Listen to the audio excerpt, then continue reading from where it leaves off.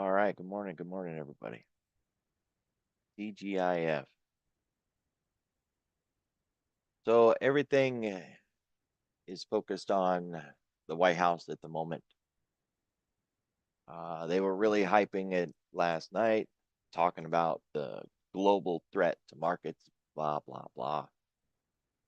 Every single comment is being thrown into headlines and kind of overshadows the other typical things that we would look at. So be mindful of that today. It's just the way it is. I know that newer traders get hung up on the idea that they're looking for rational behavior, but the market's not always rational. So just, keep that in mind. Broadcom, it didn't disappoint really. It just didn't do well enough. They didn't appease. So there could be some influence from that. We have non-farm payrolls today, which offers us an opportunity for the liquidity gap trade.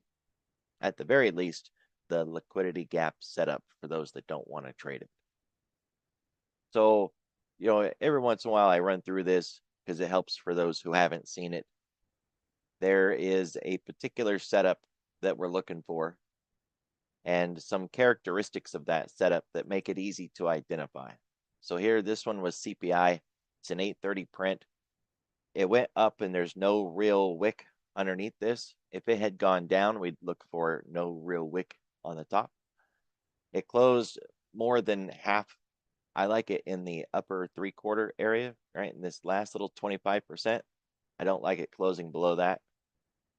It kept going up and then finally topped out, put in like a rollover pattern, and came back down to where we started at 8:30 and we got there before 11 o'clock. So it took some time. Now, this isn't just one random example, right? Go to another date. Can't remember if this was non-farm payrolls or CPI, but it was one of those 8:30 events. Same thing, but to the downside. Closed near the far end of the candle. No real wick from the starting point. Put in a little bit of a base, came out of it, got the gap closed around 11 o'clock. Now, I know I get it. There's no gap, right? You can see price the whole way. I call it a liquidity gap. If you've gone through like Bookmap or Jigsaw and some of their educational material and how floors and ceilings with bid and ask, you'll understand why we call it a liquidity gap. Otherwise, just focus on the idea that that's where the candle started. That's where we got to get back to.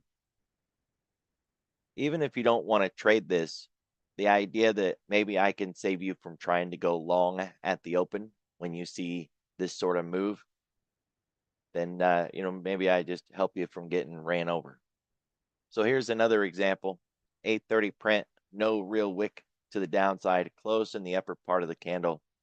Didn't really base all that much, got the gap closed by around 1030. And another example, CPI, no real wick on the bottom, closed in the upper part. And you'll notice this one didn't close the gap. And I throw this in there because I want to highlight the idea that just because we get the setup doesn't mean we're going to get the follow through.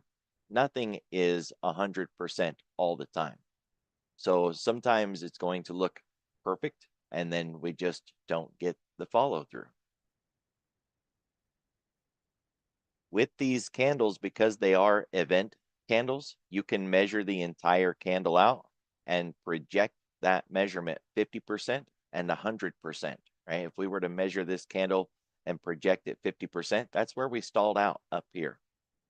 That is not something that I came up with. It's been around forever. If you've worked your way through any candle price action books, you've likely come across the idea that you measure a range and then project that measurement 50% and 100%. And when price breaks the range, that's generally your target. This is what we don't want to see this morning. 8:30, we get an event, get the headlines, and we get big wicks on either side with price closing anywhere near where we opened. hopefully this makes sense, right? We're looking for a gap close play. And if we close really close to where we opened, there's not much gap to work with at that point. The very next candle closed it and we're done. But we still could have measured this candle. We can mark the midpoint of that candle so that if we break back inside on the day, it's likely where we will uh, gravitate to. And if we break out, we can mark 50% and 100%. That's where we topped out that day. 50% measure of that candle. Same thing here. This is not what we want to see. All right. So if we get a candle like this, measure it and project it and use it. The midpoint was tested later in the day. So, you get those kind of trade setups too. Another example of what we don't want. So at 8:30, we're going to get data. Maybe it gets overshadowed by the feud that's going on right now. Maybe not.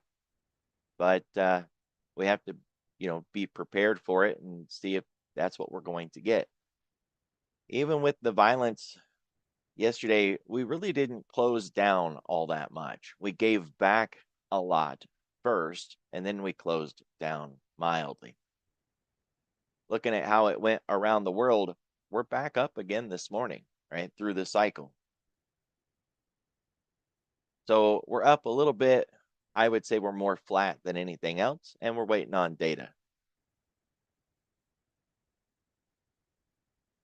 We've been priming for this day all week. If you look at the numbers, there's a little bit of a discrepancy here between, the last one and this one and what the consensus is on the numbers we're going to get. When we see a wide separation between what we think we're going to get and what we had last time, it offers an opportunity for people to be on the wrong side of the fence. So if this number is inaccurate, if it's missed by a significant amount, we're likely going to feel that today too. We had consumer credit late in the day at 3 o'clock, but the numbers aren't really that wide. Unless it misses badly, we should be done in the early part of the day. By the time we get to lunch, the only thing left after lunch should be anything that comes out of the White House or some random news that may hit. I don't think this consumer credit report is going to be a threat with these numbers. Still, I wouldn't discount it, right? It is an economic event. It has been known to cause violence before. And even though the numbers aren't wide, they could miss. And that would be enough to shake things loose. Yeah, if you look at the consensus on FX Street, they're a lot closer together than even the other one was showing. So oddly enough, this one's actually showing a positive consensus.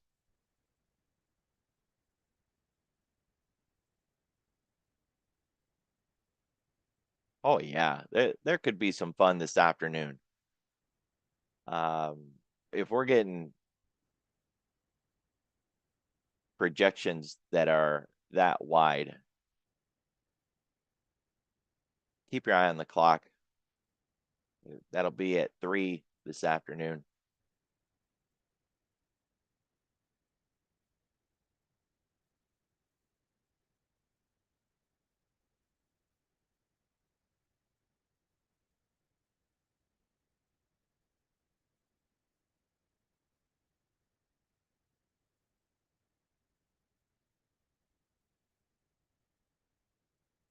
It says after falling 14%, but last night, I mean, after hours, it was still falling and it was 18% the last time I had heard. I was out running around yesterday evening, so I was listening to it on the radio. But that was the number by the close, right, by 4 o'clock.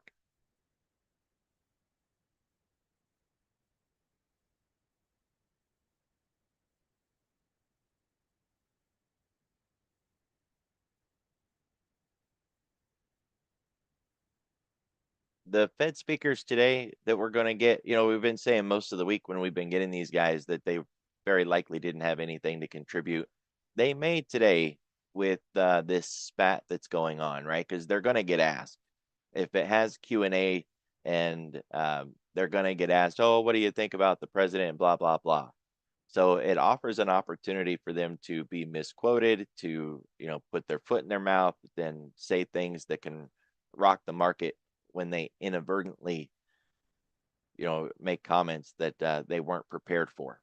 So be mindful of every one of the speakers today and the chance that they can move the market, even accidentally.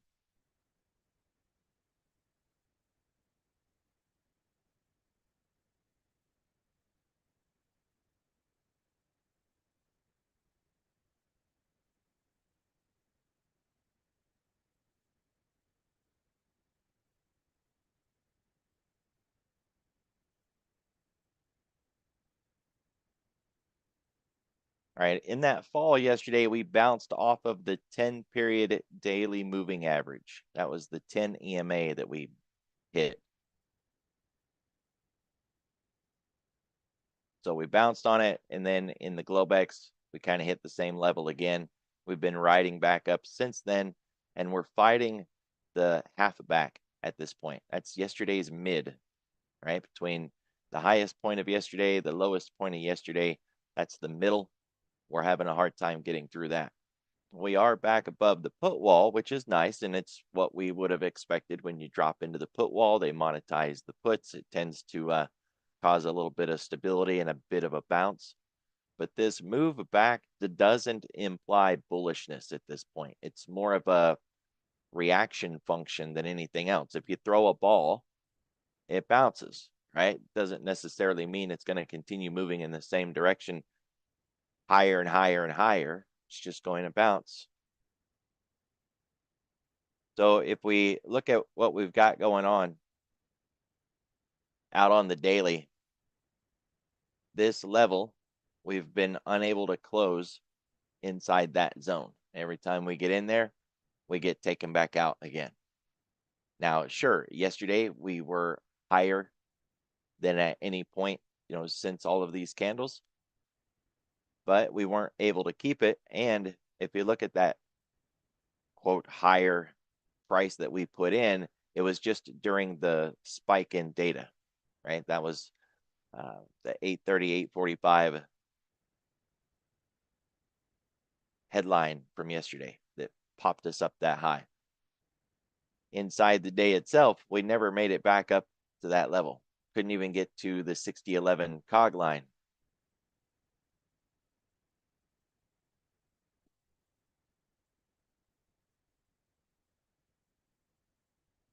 If we break yesterday's low, the 200-day moving average is in focus. That's 58.97. You could basically just call it 5,900. There's no reason to think we wouldn't go there. We made it back above 59.50, but only in pre-market trading. So let's see if we can keep above 59.50 once we get into the open. And even to get there, we've got to get through non-farm payrolls. Now, none of these pivots matter in front of an economic event, right? So put wall, call wall, volatility trigger, none of that stuff is going to matter when we get a headline like non-farm payrolls. So let's get that out of the way, see what price does, lay out the levels off of that candle, and then we'll go from there. Overnight volume at 51. It's a little lighter than what we've seen this week, but certainly not out of line and not, really low. Something like 20 or 30,000 would be an issue. 50 is fine, even if it is a little light. And it's not really much of a surprise that it's a little light. Everybody wants some clarity. Can't blame them on that.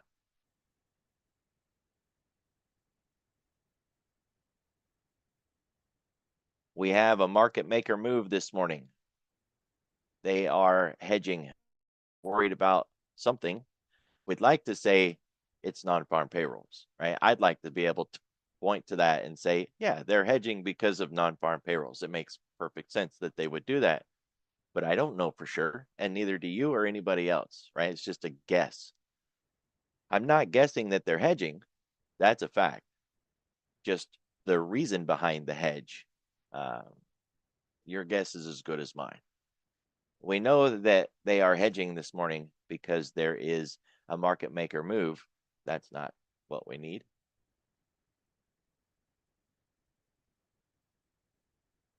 Try this one. We have a market maker move this morning. And that's how we know that they are hedging, right? This right there.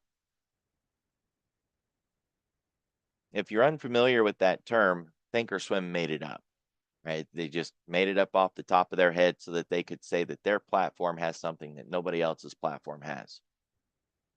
What the number is looking at is the front implied volatility and the next expiration out. If the front is higher than the next one, then you have a market maker move. There's articles about it. If you was to search online, TD Ameritrade had, I don't know, 7 or 8 pages. Now that Schwab owns this, they have 1 page. Still, it's enough. It's a decent article. They don't talk about futures in that article. They just talk about equities.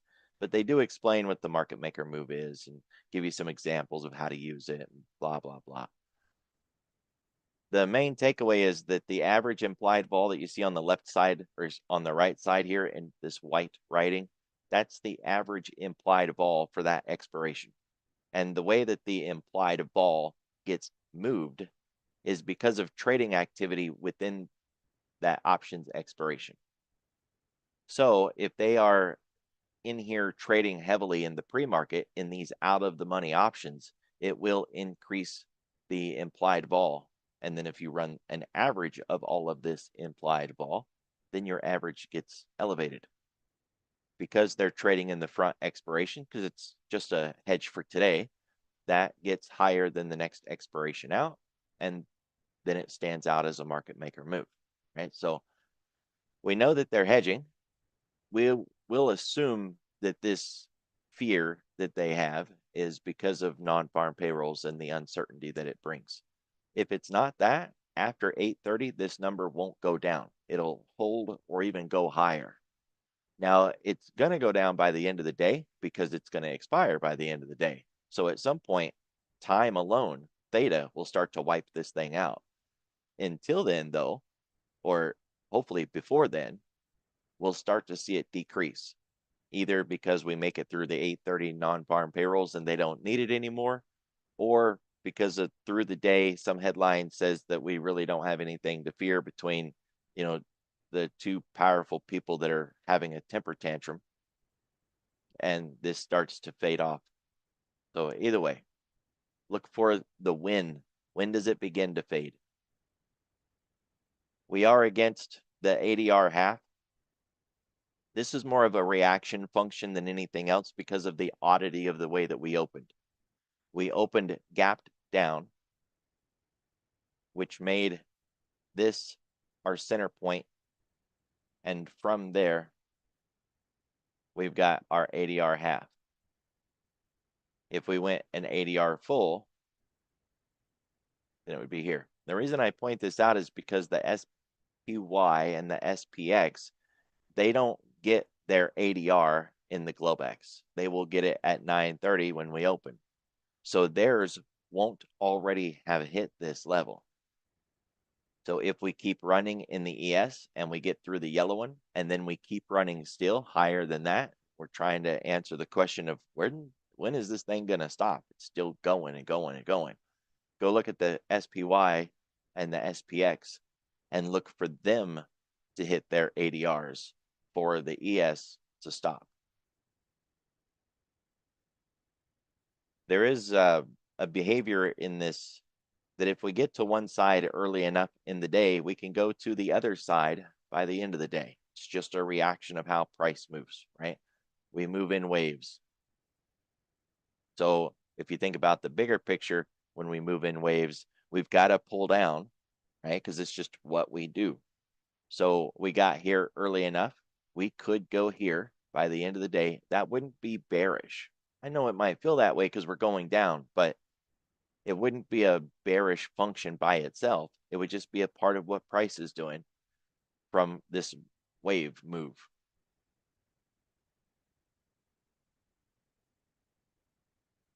We don't have to go down. It's just a phrase that we use that, hey, if we get to one side early enough, we can go to the other by the end of the day.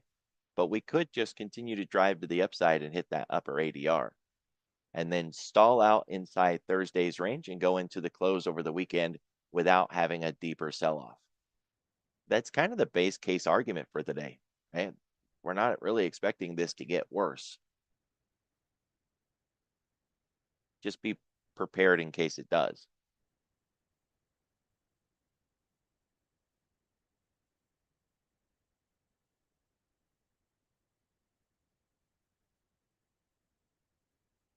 We can see today's floor pivot channel lines up with the half, and that also lines up with the ADR half. There's just so many lines right there, right? That 59.73 area. So there's a lot of resistance at this level, either because it's yesterday's half back, the floor pivot channel, the ADR half. It's a very difficult level to get through. But even though we haven't been able to get through it yet, we continue to hold this elevated state and we continue to try to push through this level. If it was just a one and done, we'd have sold off, broke the floor pivot, and continued to fall. But we didn't do that, right? We held up here and we keep trying to test that level. So think of it from the idea of liquidity. If there was a really solid ceiling here, and every time we hit it, we're taking a piece of that ceiling away. Well, at some point, we're going to remove the ceiling. There's nothing left, and we can pass through there anyways.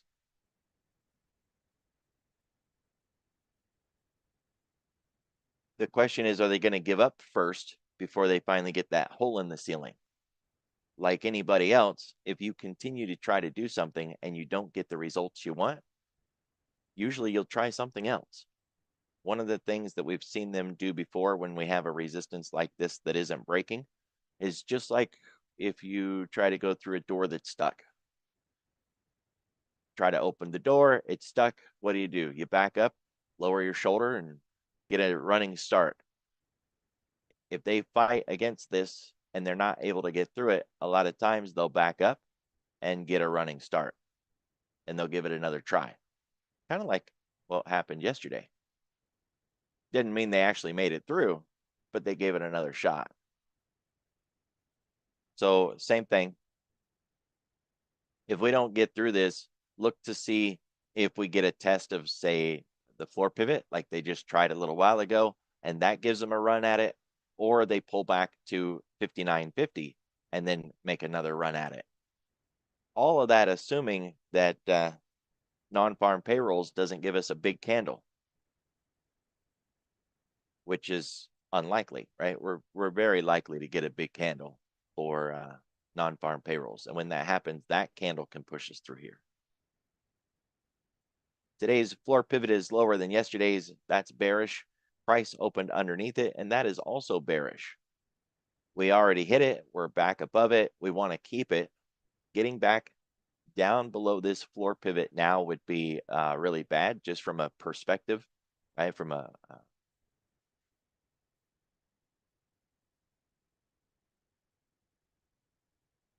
well, what's the word I'm looking for here? From a projection of like a tail, it would be negative to get back down below that level. The perception alone would be bearish. So if we get below that level, target the 59.50, which is the bottom of the channel. If we get through that, 59.32 cog line, which lines up really nice with yesterday's low, and then just play it to the downside after that.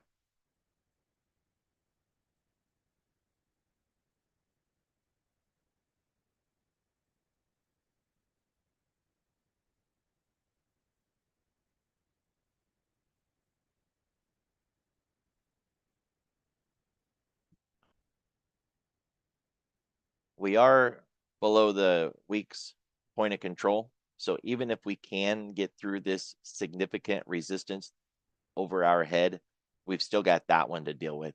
And it's not just that red line either, it's the entire zone or range. And we're kind of hitting it anyways, or we're really close to hitting it. This isn't quite a classic P-shape profile, but it is distributive across the top. Going to be really difficult to get through this level or zone, especially after the mess that we left behind yesterday. So even if we can get back up into that 59.90 cog line area, it's unlikely that we're able to get through there. Unless non-farm payrolls headlines are so fantastic that the market's exuberance just pushes us through and continues to drive us higher, which is very unlikely, right?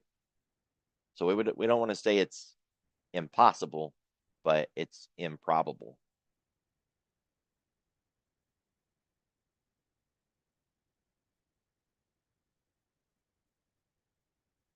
$10-day, 30-minute volume profile with TPO. The distribution across the top is becoming more pronounced as we lose the candles that made the current point of control. It's very likely that we're going to see this point of control shift up either into that 59.92 cog line area or somewhere around this, right? It's going to be in this zone up here. It would benefit us to either be in that zone or above that zone before the point of control gets there. Now we've got time. It's not going to happen today, but it's coming soon. 2, maybe 3 days. If you look at the days that we have here on the left, we're going to get into these candles by next week sometime. So once we start taking them off the board, we're going to lose the volume that made this point of control. The TPO really stands out here. And one, the point of control's location, and then 2, just their shapes don't match. Not even close. It'd be interesting to see if our point of control ends up getting moved down instead of up into that 58.67 area where the other one is for the TPO.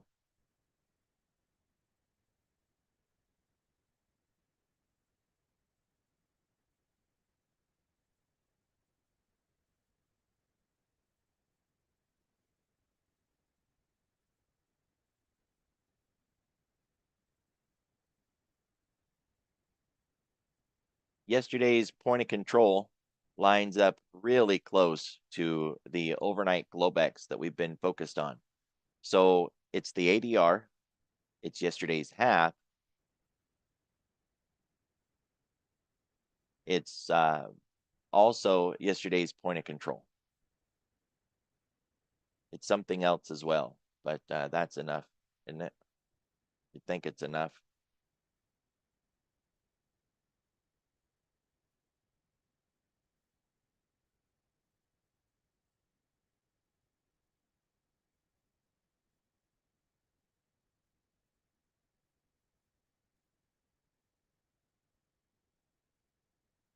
$59.75.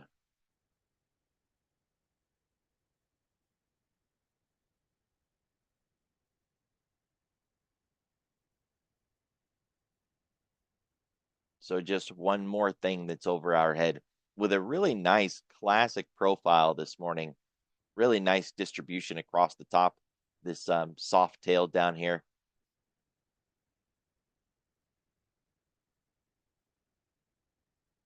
The value area low has more structure than we'd normally expect. So if we do, make a drop this morning, not from the headlines, right? Non-farm payroll, nothing's going to stand in the way of that candle. But just outside of that headline, if we were to move down into this lower area, this value area low, it actually has some structure to it.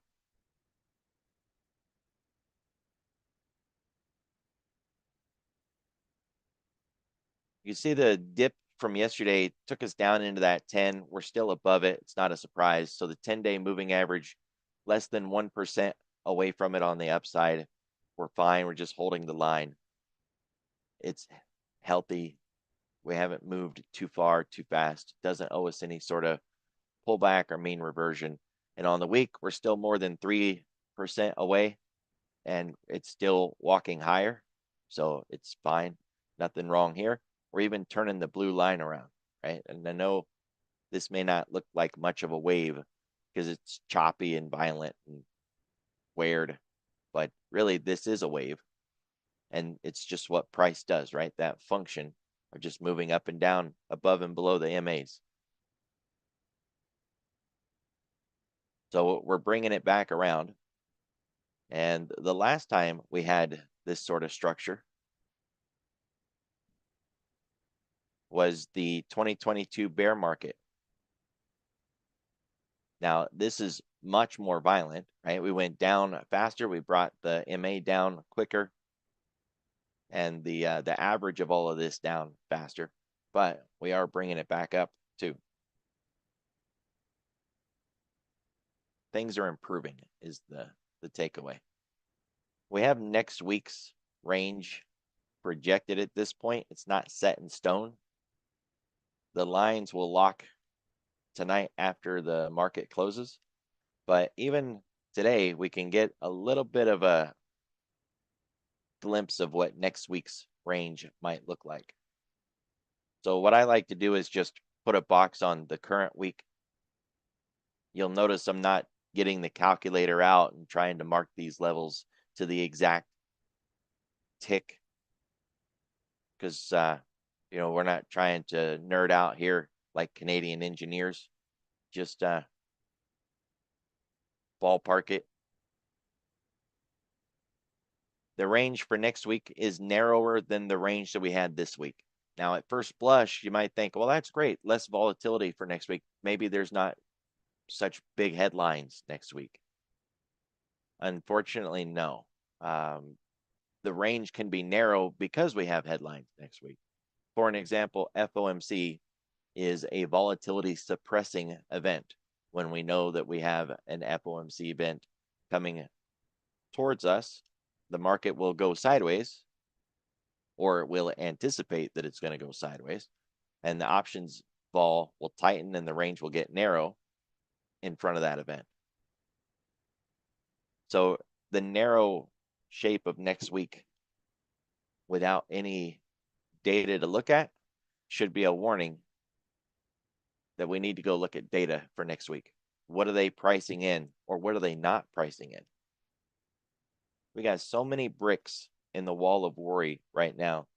Why would the range next week be narrower? It's very likely because there's some events next week, and they're worried about it.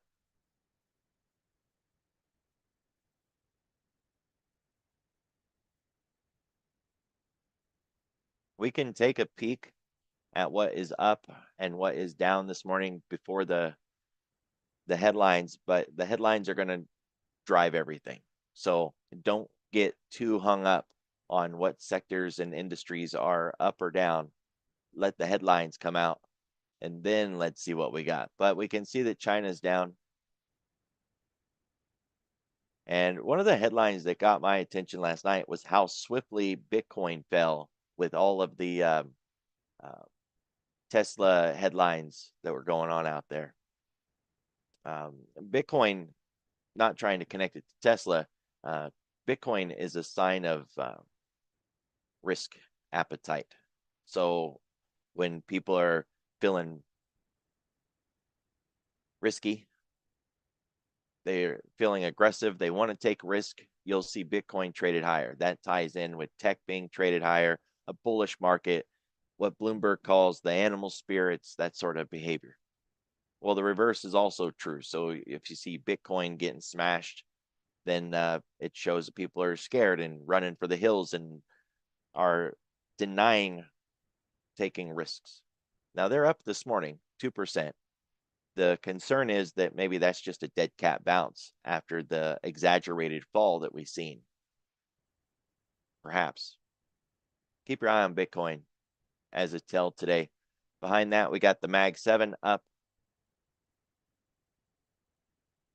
Consumer discretionary, which really ties into the Mag 7. We got value up, not quite enough, but it is up. You know, when we look at growth versus value, the idea isn't that one is up and the other is down. A lot of times they're both up. We're just looking at which one's outperforming. Is growth doing better than value, or is value doing better than growth? In a weakening economy and in a scared market backdrop, you'll often see defensive sectors and value doing better than growth. So with the Mag 7 up, which is growth, and seeing value up at the same time, it's just showing that things across the board, like a rising tide, is trying to lift everything up. What we're concerned with is the idea that it's just a dead cat bounce after the violence of yesterday, because it happened so late in the day, and that maybe after we get into the open today, more people are going to appreciate the opportunity to trade off of yesterday's headline.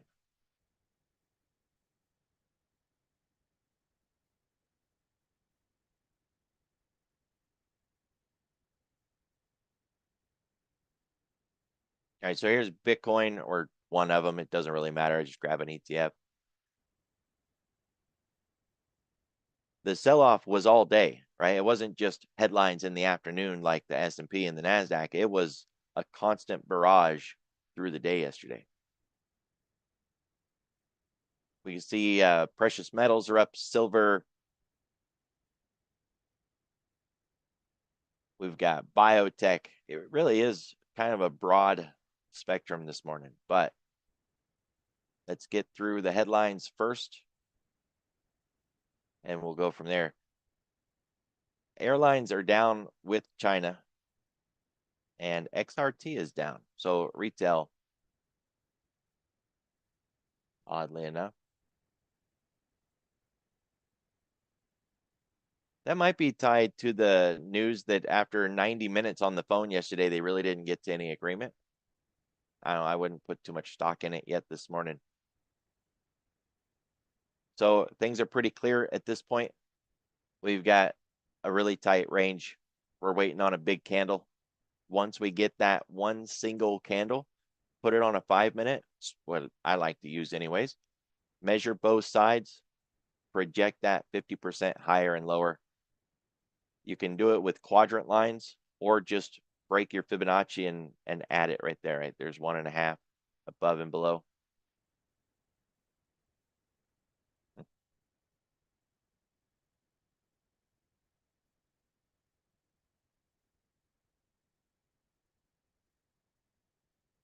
There we go.